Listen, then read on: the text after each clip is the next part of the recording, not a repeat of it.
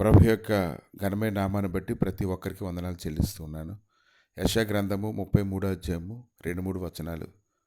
యెహోవా నీ కొరకు కనిపెట్టుచున్నాము, మా యందు కరుణించుము. ఉదయకాలమున వారికి బాహుగాను, ఆపత్కాలమున మాకు రక్షణాధారంగాను ఉండుము.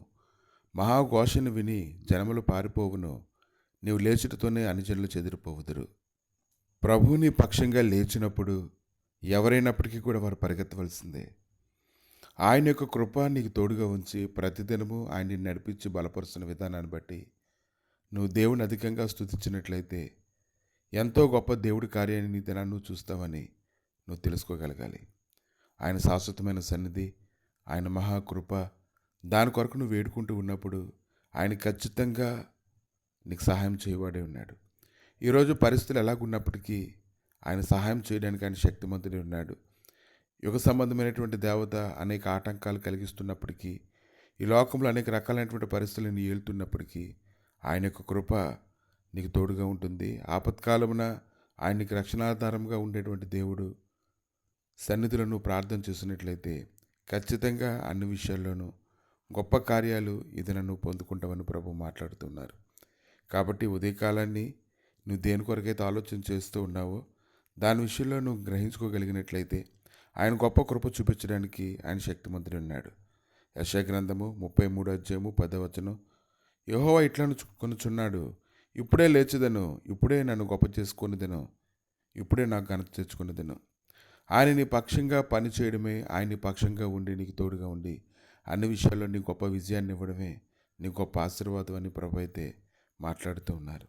కాబట్టి నీతిని అనుసరిస్తూ నడవడం అనేది ఆయన లేఖనాలను ధ్యానిస్తూ ఉన్నప్పుడు అందులో ఎటువంటి మహిమ ఉందో, అందులో ఎటువంటి కృప అయితే ఉందో నువ్వు ఎరిగినట్లయితే ఆయన లేఖనాల మీద నువ్వు దృష్టి పెట్టుకోగలగాలి. ఎప్పుడైతే ఆ లేఖనాల మీద నువ్వు దృష్టి పెట్టుకుంటావో ఖచ్చితంగా ప్రభు యొక్క సహాయం నీకు దొరుకుతుంది.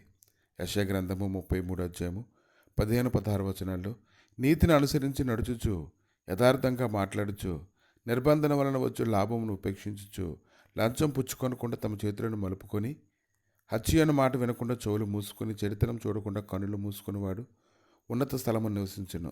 పర్వతములలోని శిలలు అతను కోట ఎగును, తప్పక అతనికి ఆహారం దొరుకును, అతని నీళ్లు అతనికి శాశ్వతంగా ఉండును.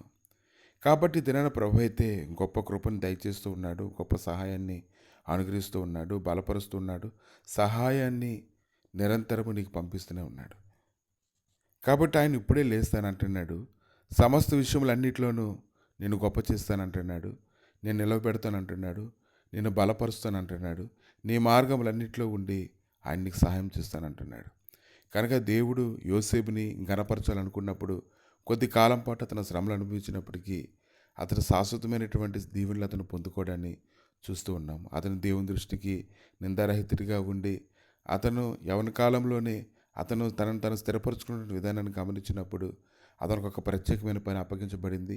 ఆ ప్రత్యేకమైనటువంటి పని నిమిత్తము అతడు పరుగులెడుతూ ఉన్నప్పుడు దేవుడు అతను అన్ని విషయాలు ఆశీర్వదించి రాజు దృష్టికి అతను యోగ్యంగా ఉంచి అతను బలపరచడాన్ని పాత నిబంధన గ్రంథంలో మనం చూస్తున్నాం. కనుక ఈ ఉదయకాలాన్ని నువ్వు ధైర్యంగా ఉండు.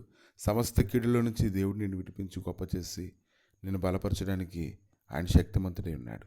ప్రభువా, ఉదయకాలాన్ని తండ్రి నీ గాయపడిన హస్తాలకు అప్పగించుకుంటుండగా నీ మహిమ సన్నిధి, నీ సమాధానం, నీ కృపా బలం, అభిషేకము, మీ నీతిని దేవ తోడుగా ఉంచి మీరే నడిపించమని, కృప చూపమని, గొప్ప చేయమని, బలపరచమని, నీ శాశ్వతమైన సన్నిధిని, నీతిని తోడుగా ఉంచి మీరే మహిమ ఘనత ప్రభావాలు పొందమని యేసుక్రీస్తు నామములు అడిగి వేడుకుంటున్నాము తండ్రి.